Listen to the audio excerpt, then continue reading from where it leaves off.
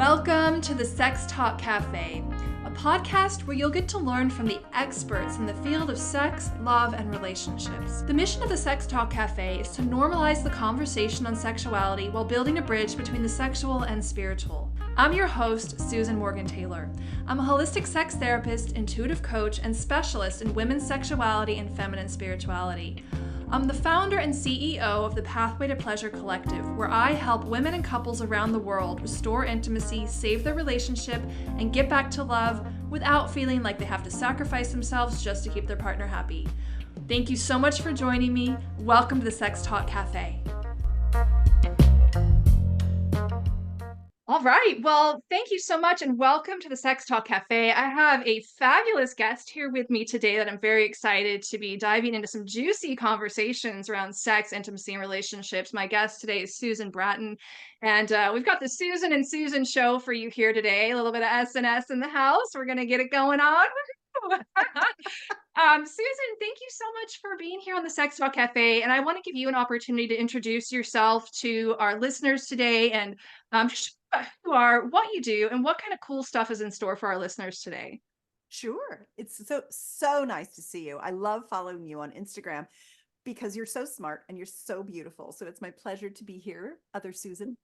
Well, what I do is I'm an author of passionate lovemaking techniques. So many people in the sexuality world, sexologists, therapists, etc., coaches, are working a lot in the trauma healing, resolving issues type of thing. And God, I'm so glad that everyone does that because that's not what I do. What I do is I write the step-by-step directions for people who want to have the hottest sex of anything they ever imagined, anyone they've ever known, anything they've ever heard about, beyond that.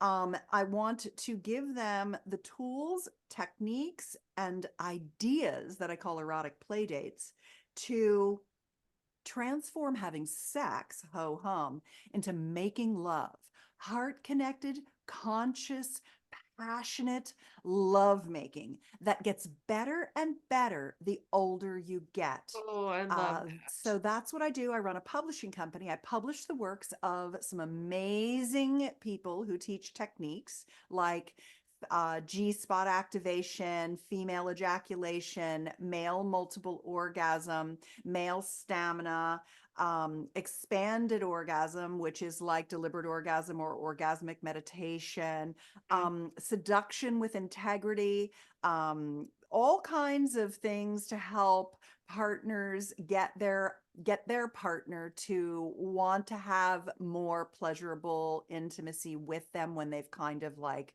felt that it hasn't been good enough to keep going. So patching up the passion patch, revive her drive, things like that. So I've been doing that for a few decades. I run a publishing brand called Personal Life Media. And then I also have a supplement company focused on libido and sexual vitality, sexual energy. And I have a blood flow supplement, a vitamin mineral complex with libido botanicals in it. And I just launched the new Desire Bar.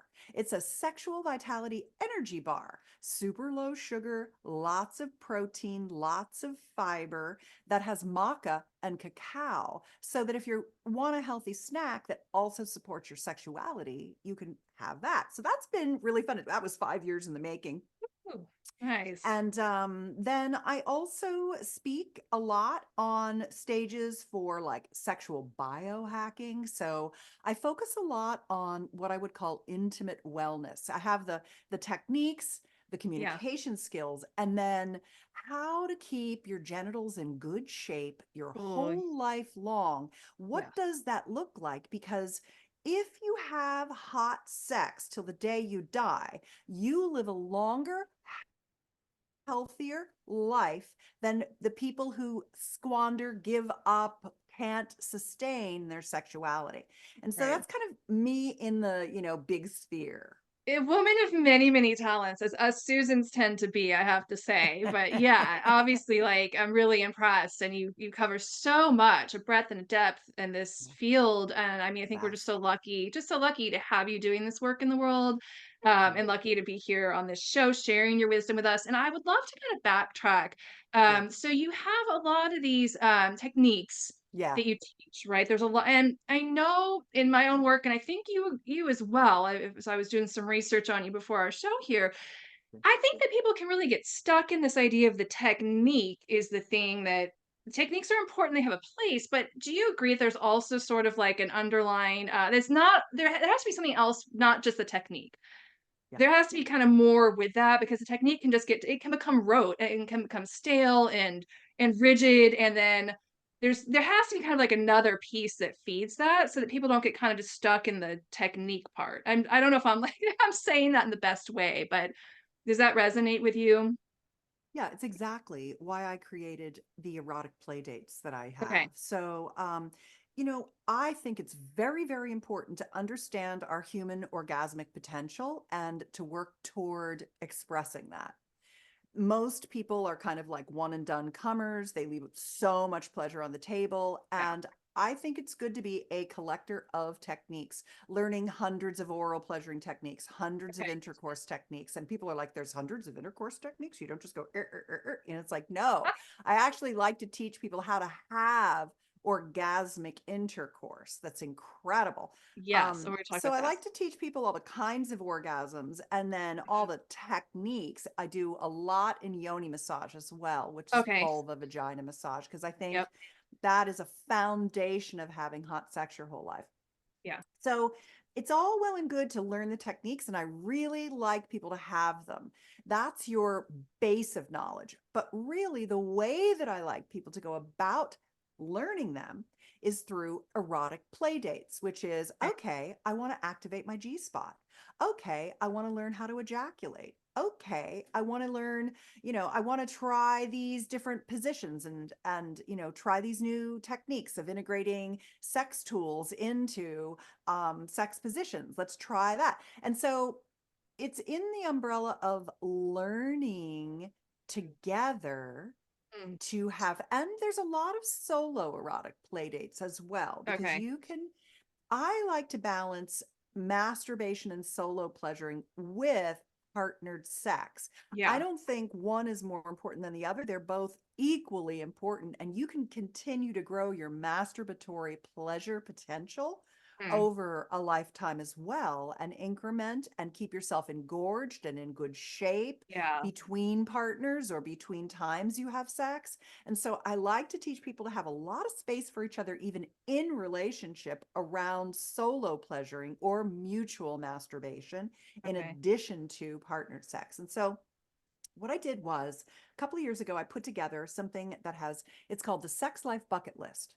And it's at sexlifebucketlist.com. And it's a downloadable PDF with 48 erotic play dates that are ways that you can, through solo pleasuring and partnered play, learn to improve your orgasmic potential, learn new techniques, have new experiences, because that's what keeps your sex life on the upward pleasure Yes. spiral, getting True. better and better and better over Over the time, lifespan. rather than getting boring and kind of going down the toilet because you're in this rote process. Right. Well, what would you say are some of the biggest obstacles that people tend to encounter when they're embarking on this journey or they want to start to revive their sexuality and really explore their pleasure and start to like really get it online? What are some common obstacles you see people face?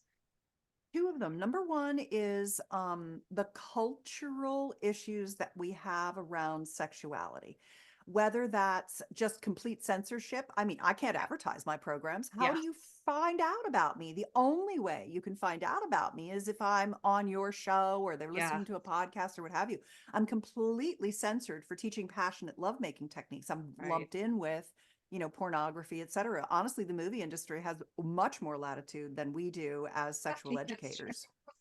And so that's number one. Number two is religious repression, Yeah. cultural shame. And so those three things are like the triumvirate that keep us ignorant and make us fearful. Where there's a Right. lack of education, there is fear. So it's fear-based suppression of our pleasure in Yeah. society.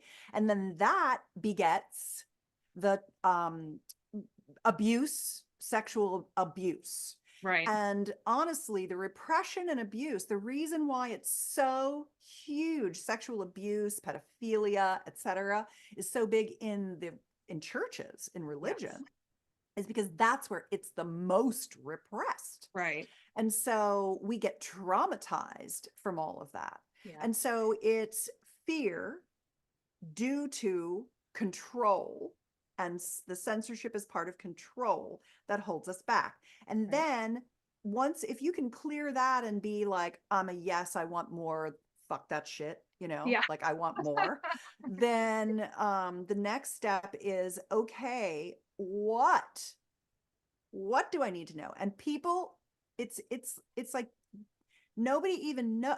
If people downloaded the 48 erotic play dates and looked at it, they'd be like, I don't even know what half of this is. And Right. they are the sweetest, most wonderful, most pleasurable things that no one's ever even heard Oh, about because of part one. right. And so the second thing is understanding what your opportunities are that are available for you for pleasure, and then deciding what is right for you in your next step toward a lifetime of sexual maturation and pleasure expansion. Yeah. And that's why when you download the PDF, it gives you an opportunity to write an A, a B, or a C next to each thing. I give you a video. It's your first erotic play date. And I walk you through what each thing is so that you know what I'm talking about. And you can be like, oh, that's an A. It's definitely going on my second sex life bucket list. Okay. That's a Fun. B. It wouldn't be me, but if you want to do it, I'd totally do it with you. Yeah. And Gotcha. C's are, it's not for me right now. Never say never, Yeah. because you got to work your way up to some of that stuff. Some of Right. it's advanced, sexual mastery. You're not Yeah. ready yet, grasshopper. And Sure. so I think that is very important. And one of the play dates on there is a big one. I think the foundation of all good sex, and that is, communication. And it's Yeah. called the Sexual Soulmate Pact. Okay. And it's an agreement between lovers it's basically how you can create an agreement between the two of you to be able to say whatever you need to say, to honor what your body is experiencing in the moment, to give voice to your sensation, to connect in mutual support and love and appreciation and momentum with each other, to not take things as you did it wrong, it's failure, Oh, it's rejection, it's right. like that's what we run into, is we stay Huge. silent because we're afraid to hurt our partner's feelings. This sexual soulmate pact gets completely around that. And Okay. so I think that's the first step, is learning how to, we've got two sets of lips in our body. We've got the ones on our genitals. And if you look at the tip of a penis, it looks like little lips too. Yeah. And we have the ones on our mouth. And we need to use the ones on our mouth to speak for the ones on our genitals. Yeah, We have to absolutely. give voice to the animal body in which we live, that we have Yeah. very little control over.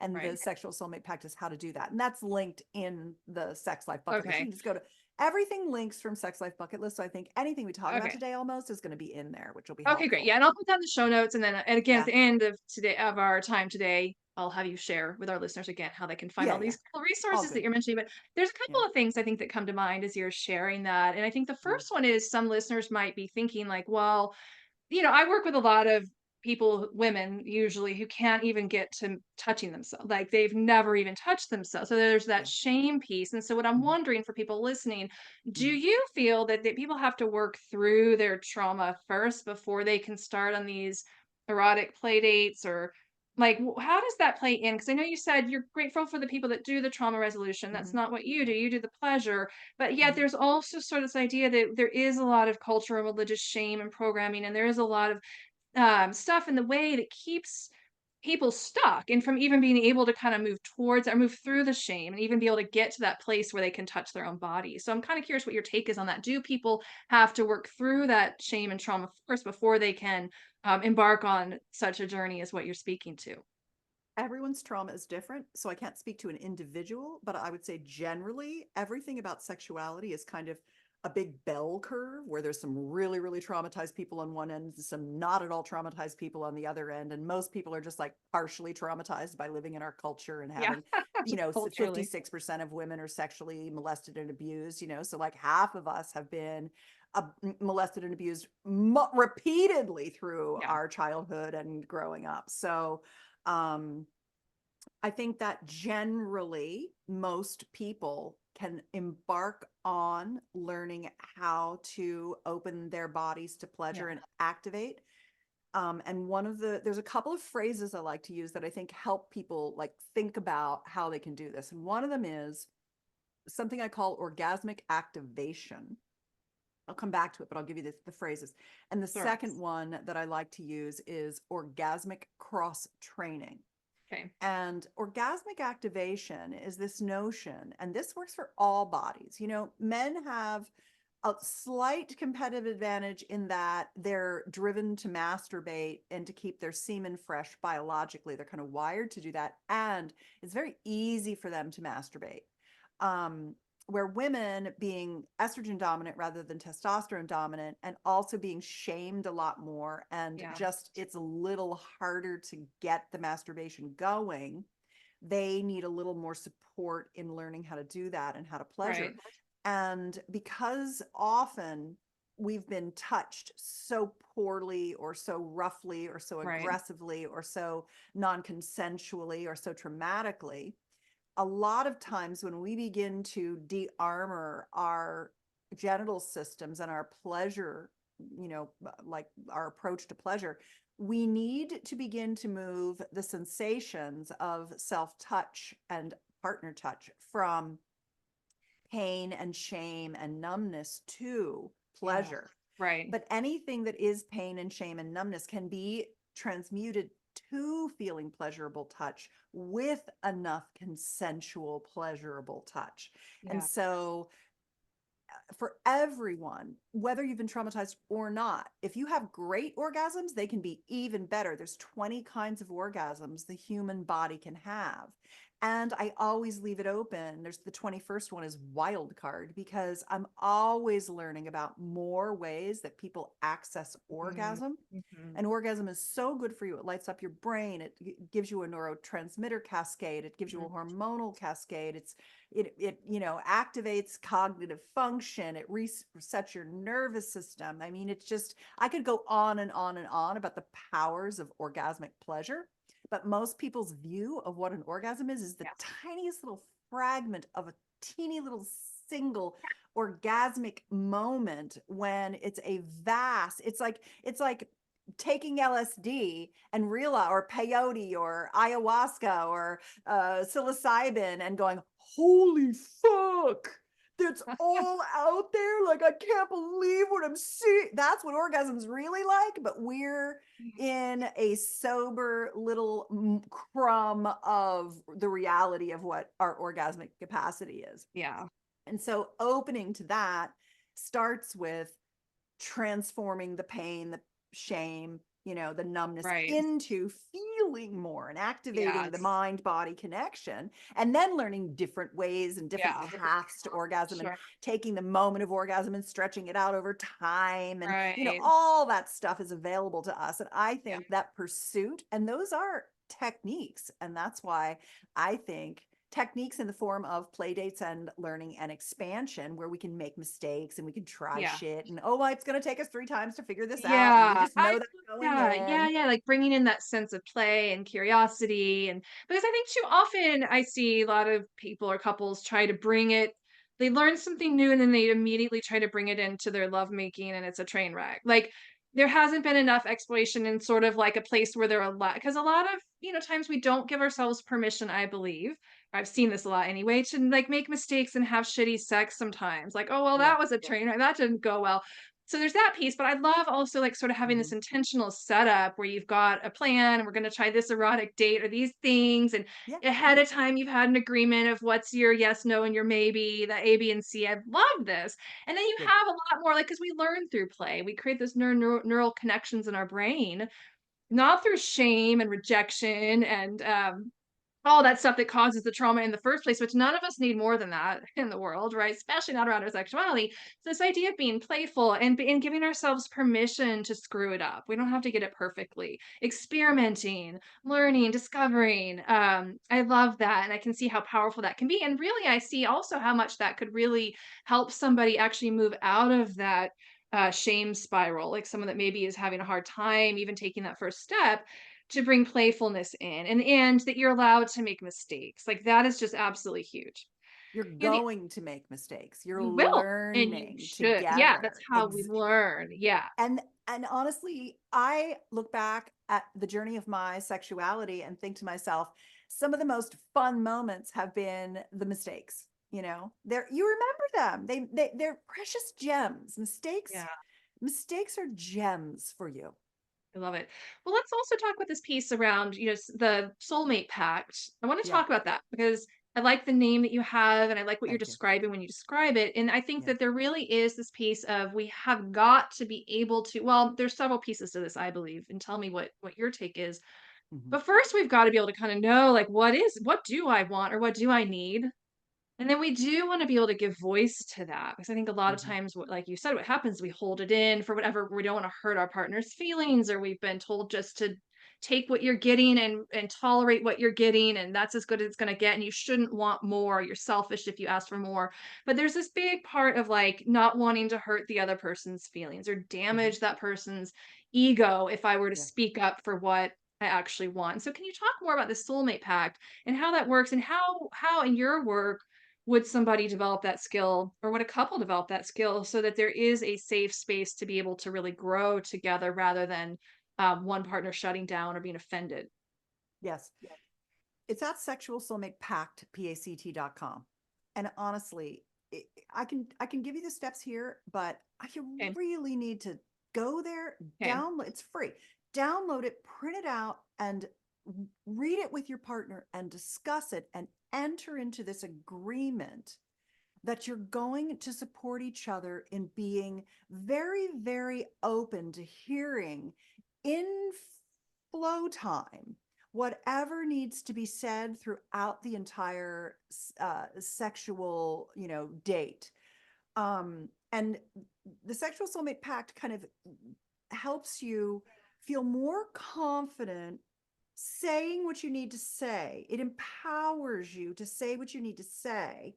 And it empowers the person hearing you say it to not emotionally collapse and take it as Yeah. rejection. Yeah. And that's the two thing. And there's a third piece to it, which is I don't know what I want. I just know what I'm getting isn't it. And a Yeah. lot of people struggle with that. And the trick with that is that there's this we have a lot of senses and sex is a sensual experience. Sensuality is founded in sensation, the taste, the touch, the sounds of the moans, the visual beauty of your lover. And there are a couple of other things, and one of them is interoception. Mhm. That's one of our senses. And that's the one that's like, oh, um, I'm bloated, or oh God, I've got gas, or oh man, my pinky hurts where I smashed it in the door, or Jesus, my breasts are tender. I must be getting my period, or God, my balls feel so heavy. I got to go masturbate, or whatever it is. We can feel our body. And Yeah. so, one of the steps of the sexual soulmate pact is to begin to listen to what our bodies are telling us because they're talking to us all the time, and to Right. heighten that sense, to give ourselves permission to honor, because the male body generally can be a little more steady state. It Mhm. has if he's healthy, and I do want to talk a little bit about sexual health too, Mhm. because if you're going to go the distance your whole life long, you're going to need to take care of your genitals, and things are going to happen, and you want to nip them in the bud so you have lifelong sex that keeps getting better Right. as you age. And as you age, your sex gets better. older people are having much more satisfying, communicative, sexual experiences with a wider variety of experiences than younger people because it's part of your maturation. And so this notion of I'm going to do to her what I did to her yesterday because it worked yesterday. It never works Never. because even Never after works. menopause, women are on that 28-day cycle. We run with the moon. And so we're different in every moment. And when you begin Yeah. to go, oh, wow, we are different in that. Now it's too hard. No, I don't like that anymore. Because our nervous system, our sympathetic and parasympathetic nervous system, our hormones, Yeah. how much sleep we've had, how much crap we've eaten, how much stress we're under, whether our partner pissed us off yesterday or not, like if we're still withholding some frustration, everything goes into how the sensation of pleasure is affecting Right. your body. Yeah. Yeah, that's sort of that contextual realm that we tend to, I think, not realize how much that can impact our arousal, our desire for sex, and how much that changes over the lifespan for both genders, really, or all genders. Yes. But particularly more so for women because we're cycling and we go through such dramatic transitions in our fertility cycles throughout the lifespan. And I Yeah. like this too. And I'm going to have to agree with you around the sex getting better as we mature. And I think that that's a Mhm. novel idea to most. And probably a lot of our listeners are kind of scratching their heads around that statement. Right. And I think what you're saying is that because we have so much more, I really more depth and more experience, and it's part of our maturation that really the opportunity at least is there for sex to get better. I don't know that that's always true because I think we get stuck in ruts and habits. And sometimes, and that's kind of where you come in, right? To Well, help not your people get out listeners. of that. Your listeners are here to get out of the rut, and Yeah. I'm here to help them do it. Yeah. Yeah. So, I mean, that's the thing. What I've noticed in doing for 20 years, I've been a sexpert. It's my second career. I came out of the Silicon Valley in tech, and my company has to be a tech company because I have to run all my own software. I can't use software services because I get kicked off of platforms because I'm teaching passionate lovemaking, and so what's interesting about it is that what I realized is that maybe 15 out of every 100 people are and that's a stretch. That's very generous. Okay. They're what I call sexual seekers. And sexual seekers are the people who are like, oh, okay, I don't know. I don't know everything about sex. I know there's a lot more, and I'm interested in learning it. And everybody has a different path. That's why I like the 48 erotic play dates That's fun. because everybody's got a different path. Some women are like, I'd really like to learn. I didn't even know orgasming from intercourse was a learned skill. I thought Oh, some women could do it, and I thought some women okay. couldn't do it. What And are I'm you like, talking about? no, girl, it's learned. All Yeah. things are Okay. learned. You can do it all. And Oh, so I see so many couples where she doesn't want to have sex with them anymore because she's not orgasming from intercourse, and maybe she has one orgasm or something, but it's not really that satisfying. So she stops wanting intercourse, and yeah. then he gets pissed off. He emotionally checks Oh, out. totally. She's like mad at him because he's disappeared on her. She says, I don't have a libido. It's not that you don't Right. have a libido. Totally agreed. If you don't have a libido, it's because you are not healthy. If you are healthy and you don't want sex, if you're just generally healthy, but you'd rather go work out or hang out with your friends and you don't want sex, it's because the sex is shitty. It's Yeah. not worth it. I had Totally this agreed. guy who sent me a spreadsheet of every excuse his wife had used over the last, I don't know, 5 or 10 years. Like it was an exhaustive Oh my spreadsheet, Susan. goodness. Wow. And he's like, these are all the excuses she's used in chronological order to not have sex with me. And I was like, darling, I am so sorry, but I have to let you know that the only reason this happened is because it wasn't good enough for her to bother.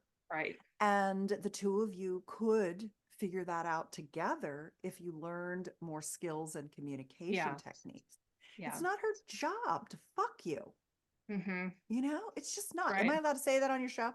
Oh, you can, it's anything Okay. goes. Yeah, Yeah. that's what I Thanks. thought. I've heard your other speakers, so Yeah. I figured it Thanks, was sorry. okay. But yeah, so it's like, how do you understand as a male bodied person in a relationship with a female bodied person how different they are, and that you can't we women have been having sex like men and thinking Yes. something's wrong with us. Exactly. Everything you see Yeah. is patriarchal.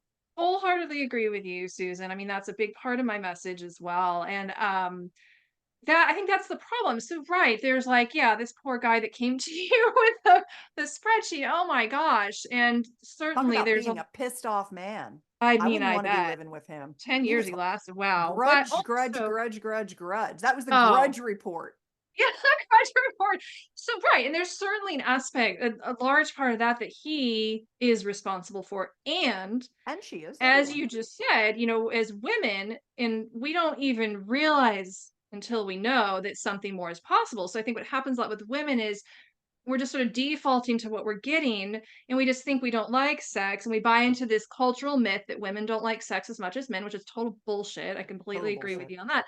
It's Yeah. because we don't even know that more is possible. And once that gateway is open and we learn how to open ourselves to that or be open to it by a lover, if there's some skill there, then it's like, Yeah. wow, I didn't even know what I was missing. I want to touch on something that you just said, and Okay. because I find that I think sometimes even what's out there in the realm of sex education Hmm. is not helpful for women.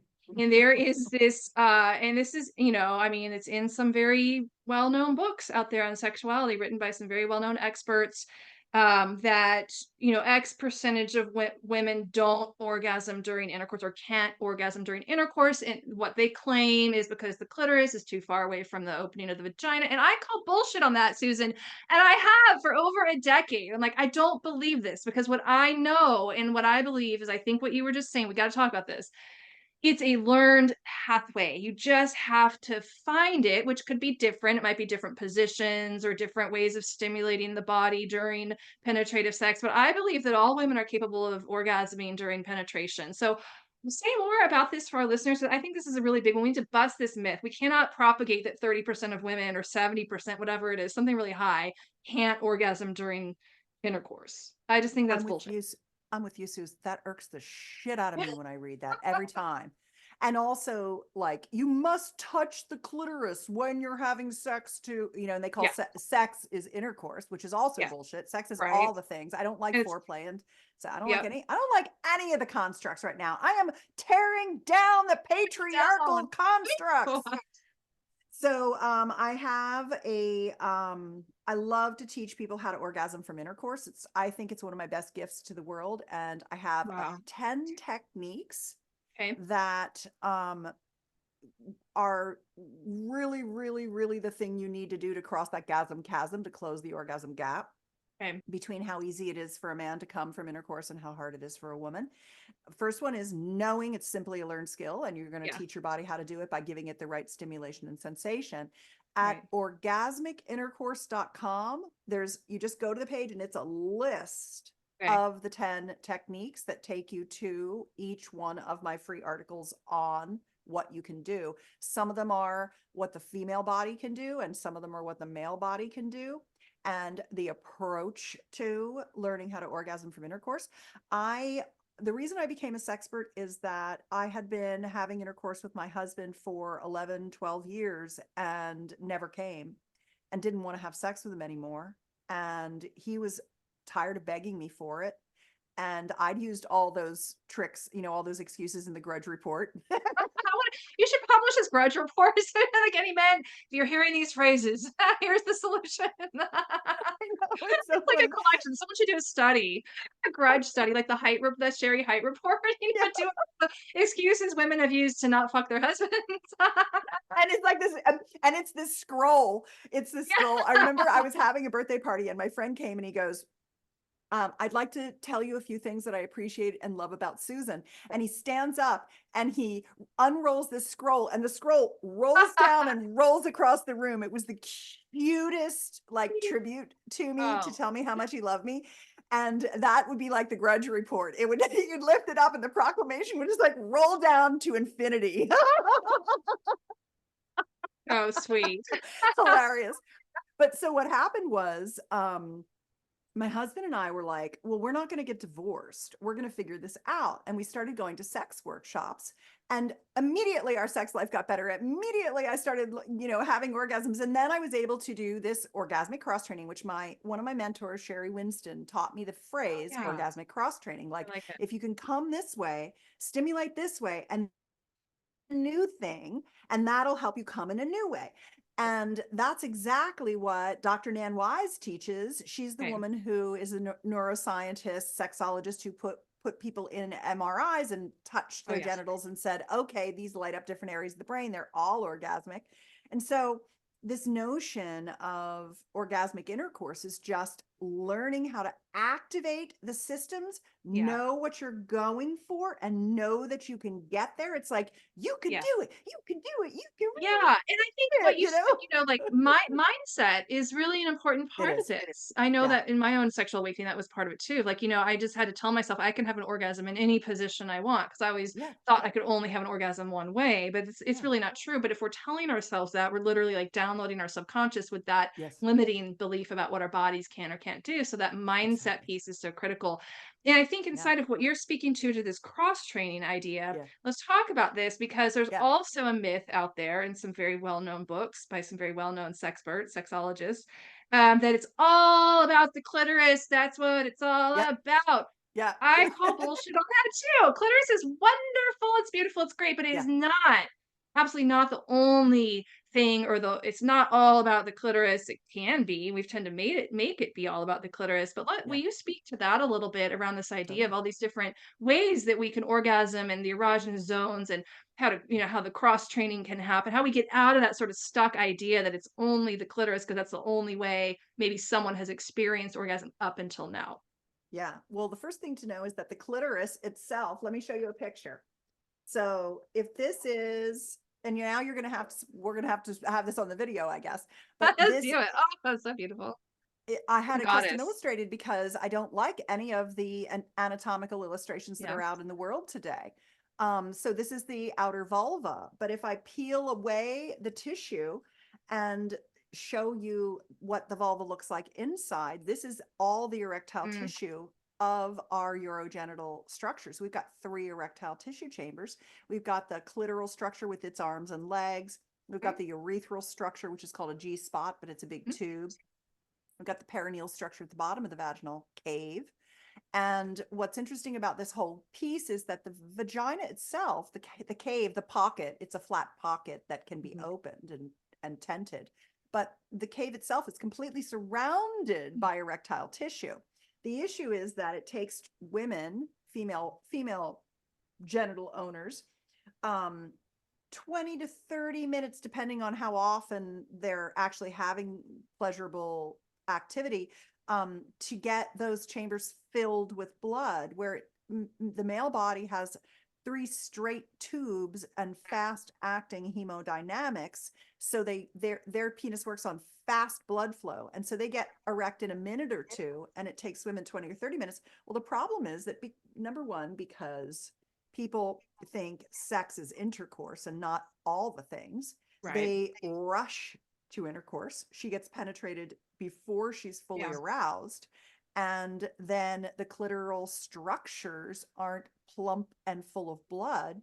Right. So the penetration doesn't activate the mind, doesn't send the signals to the Ah, brain. It's essentially like women are having sex without a hard on. yeah. And we need our lady boners so that we have more surface area, sending more sensation signals to our biggest sex organ, the brain, Uh, to help us cross that orgasm chasm. yeah. And that, when people hear that, when women hear that, they're like, holy Yeah. shit, that made Totally. sense. Yeah. Oh man. Oh, okay. So it's not me. Right. It's that I've been rushed to Rushed. penetration. On the Grudge Report, every column and cell and row of the Grudge Report says, you stuck your dick in her so fucking Yeah. fast, she's never had an orgasm. You didn't know what you didn't know, but Right. put that Grudge Report away and learn Yeah. about how to Well, engorge a pussy. yeah, get the pussy engorged. There's that. And then there's also the Exactly. 2 to 7 minutes, depending on what research you look at, where the ejaculation happens and that moment is over. So if you're already not, her pussy's not ready and Yeah. it's over in 2 minutes, maybe Yeah. 7 if you're lucky, and that's a long time for most people, Yeah. it's kind of a problem. So I think there's that piece too on that Grudge Report.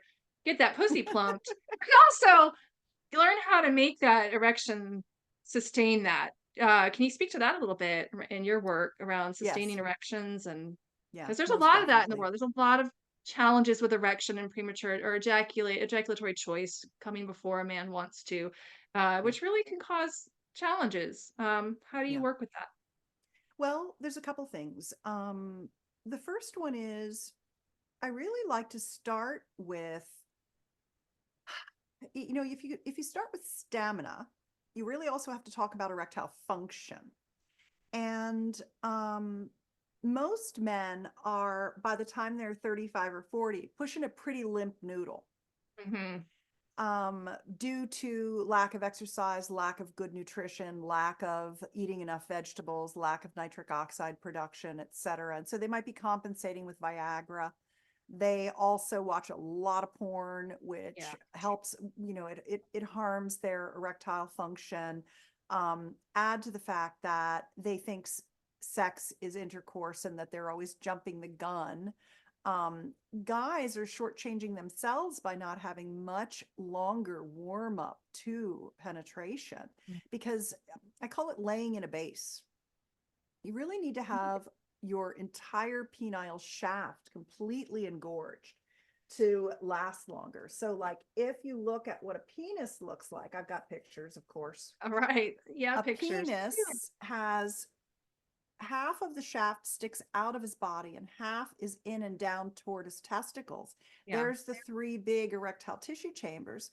And the thing is that he might get the tip going, but he's Hmm. not getting full engorgement. And so men need, I say to men, never grab her by the pussy. You never want Yeah. to like go straight for the clit. You never want to grab her Right. genitals. You got to start from the outside and work your way in. It takes the 20 to 30 minutes of loving, touching, adoration, Yeah. etc. And then for women, I say touch his dick right away. Yes. It calms him down. It makes him feel less anxious, because 50% of what happens is he loses the ability to have the blood carrying capacity of the erectile function that he really needs. The other 50% is that he's up in his head Yes. strategizing about how he's going to make you come. And so he's wigging himself out. Yeah. And so it's about, for him, it's learning how to gas and break your arousal, how to lay in a base of erectile function. And Mhm. also, there's a lot, one of the things that I really do like to make sure men know about are taking a nitric oxide supplement, highly limiting porn, highly Yeah. limiting porn, using Yeah. fantasy. That's a business that preys on men, Mm. and it does not do them justice, and it teaches No. them patriarchal sex, which Mhm. hurts their chances of having great sex the rest of their life. There's just a Right. lot of bad things about it. Yeah. And then the third piece is using a vacuum erection device, a penis pump, to keep your function, your blood carrying capacity really high in your Okay. penis. And I've written a book. It's called The Pump Guide. It's at Okay. pumpingguide.com, and it explains the protocol for pumping, the pump I recommend, what to watch out for, to not over pump, to not pump every day. It's like there's certain things you have to know to use a penis pump Okay. really well. Not a water pump. You have to have a certain kind of gauge. You Okay. have to understand the vacuum pressure. But once you understand that, it's very easy to pump. You just have to have the right tool. Okay. That will keep your heart on all the way deep into the buried shaft, Cool. really solid and holding a lot of blood. So you get a very nice firm heart on that lasts and doesn't Hmm. wane and go soft. But if you're beyond that and the pump isn't enough, Hmm. going and getting Gainswave treatments. And Oh this is yeah. equally Let's talk about that. important for women as it is for men. It Okay. used to be called Gainswave and FemiWave, and the company has, I've been a spokesperson for them for, I'm going to say 4 or 5 years now. I went to them and I was like, this is the most incredible genital rejuvenation experience Oh. I've ever had. And I want to tell everybody about it. So I need you to keep me informed. I want to be part of the organization, that kind of thing. Wow. And one of the things that it does is it basically, you go in for 6 treatments over 2 or 3 weeks. 3 or 4 weeks, usually, even be even long. And it takes about 90 days for full effect. But what it uses is this low intensity acoustic wave that they rub on your penis or they rub on your vulva. This wave comes out of this machine and it stimulates new tissue growth, because both the male and female body over time, they get atrophy and they lose sensation because there's vascular retraction. Your blood, your capillaries don't go to the edges anymore. And then your nerves retract, so you lose sensation. Yeah. And the problem with all of that is that then you can't quite achieve orgasm, or you can't get all that tissue full of blood. And also for women, they start to look flaccid.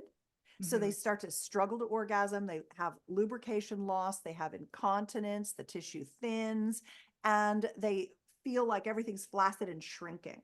Yeah. The same with the penis. The penis atrophies, it shrinks, it doesn't hold the blood as well, it loses sensation. All that stuff happens over time. So Gaines wave is the gold standard for rejuvenating that tissue so you can have ageless sexuality. When you're younger, a pumping is enough. But as you age, going in for Gaines wave treatments once a year, every couple of years, it's like working out. It's like going to the gym, and where you're just doing, you're working your bicep and you're keeping those muscles hard. Yeah. It's the same thing. In this case, what you're doing is you're getting blood flow in there that's keeping everything innervated, and sensation is there, and firmness is there, and that in and of itself is wonderful. So premature ejaculation is one piece of it. And that's where learning about how to control the level of your arousal, not by thinking about it, not by thinking about your grandma's underwear or a dead deer on the road or baseball scores. And so now you're having sex with your partner and you're thinking about baseball scores or dead deer, and she knows it. What you do instead is you learn how to use a squeezing of the PC muscle, breath, and a pelvic rock to slow down the urge to ejaculate. That's called the me breath. I've taught that with Jim Benson. I publish his work. He's a men's tantra trainer. And he and I have been together almost, I'm going to say, more than a decade now.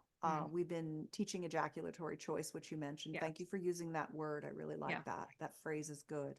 And so premature ejaculation is a lot of head game, plus knowing a body-based technique, but then having erectile loss is all that happens to more men than the premature ejaculation. Premature ejaculation is 1 in 4.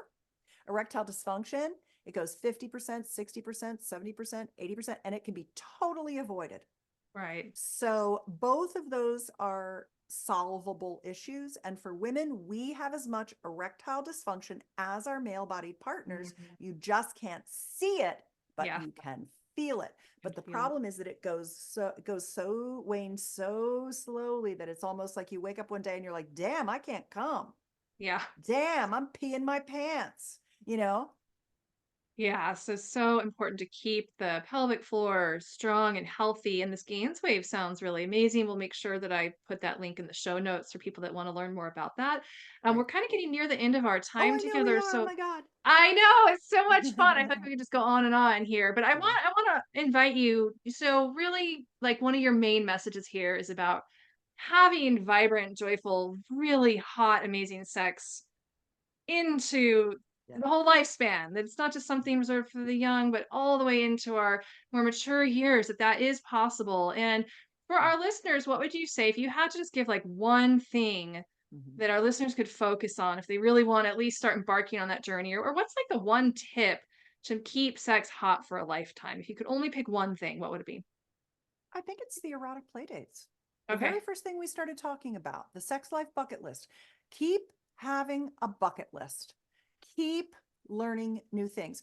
I, at 62, am having the best sex of my life. I'm a sexpert. I think about sex and do sex things every single day in some way. And I've been doing it for decades, and I still have things on my bucket list. And I asked one of my mentors, Dr. Patty Taylor, I've published her work on expanded orgasm. And I said, what will it run out? Does it run out? Because she's my elder. And she's like, oh no, it never runs out. There's always more. So don't worry. Your work will never be done in pleasure. You can keep going. I can keep going and going. I love it. Well, tell our listeners how you've mentioned a lot of amazing resources. I mean, you have so much to offer. I want to give you an opportunity to let our listeners know how to find you, how to connect with you. And of course, anything you share here will be also in the show notes. But yeah, how can people get in touch with you? What's the best way to find out more about what you do and connect with your work? Yeah, I have an email newsletter at betterlover.com. You can sign up there right at the top. 5 days a week, I send super hot sex tips out. And it is a very popular newsletter. Basically, all the stuff I'm talking about and a million other things is what I write about 5 days a week. I probably spend 25 hours a week writing those newsletters. I mean, it is a real gem, honestly, to, be on that list. And what's nice about it is that any email that I send to you, if you have a question and you hit reply, I get it and I answer you. It might be, oh, here's a video on that, or tell me more. But I think the reason why I have such a vast landscape of knowledge is 2 things. Number one, I believe in mentors, and I've had some amazing mentors teach me things. And number 2, it's everybody who's replied to me and asked me questions over the years that has allowed me to give them ideas. Okay, try this, report back and tell me how it went. And when they come back to me and they tell me how it goes, I'm like, okay, try this now. And so now I have a really incredible set of tools and articles and videos and ebooks and techniques that I can give to people. And I don't hear anything new anymore. Everything that everyone asks me, I have an answer to. Wow. They're really, people think they're unique and that their problem is weird. And it's not. It's just the range of the bell curve of sexuality. And it is really hard to ask me something I haven't heard 20, 30, or 40 times already, or thousands of times before, like the Grudge Report. Yep. So betterlover.com is the way to get in touch with me. You can follow me on Instagram at my name, which is the other Susan Bratton, Bratton. But DMs are a pain in my ass because it's hard to answer on the phone. So it's better if you just email me from my newsletter, just hit reply. So those are 2 places to find me. Lovely. Well, I just want to thank you again so much. I'm so glad that we had this opportunity. And gosh, it feels we could do like a part 2 and a part 3 and probably just not run out of things to talk about. I just want to thank you. I'd love to come back. Okay. Well, I would really love to come back. You know what that. I was thinking we didn't get into that I think would be really good? What's that? Would be to talk more about what matriarchal sex looks like. That's what I'd like to hear from you. Like now you've kind of gotten to know some of my stuff and you know that we're on the same page and those kinds of things. But I was thinking that I would really like to talk about how to make love to a woman in the way that she doesn't even know she needs it because she's been swimming in the patriarchal soup her whole life. Yeah. And I'd love to hear what you have to say about that. Like that is a great thought experiment for the 2 of us to convene around. Oh, I just love this. Okay. So we'll need to collaborate on that when we get off. Yeah, it's a date. We'll make a plan to make that happen so our listeners can have something juicy to look forward to. I love that. I think it's such a beautiful and very unique thing to put out there in the world. So we'll definitely talk more about that. And I just want to thank you again, Susan, for coming on to the Sex Talk Cafe. Thanks for being my guest. I loved it.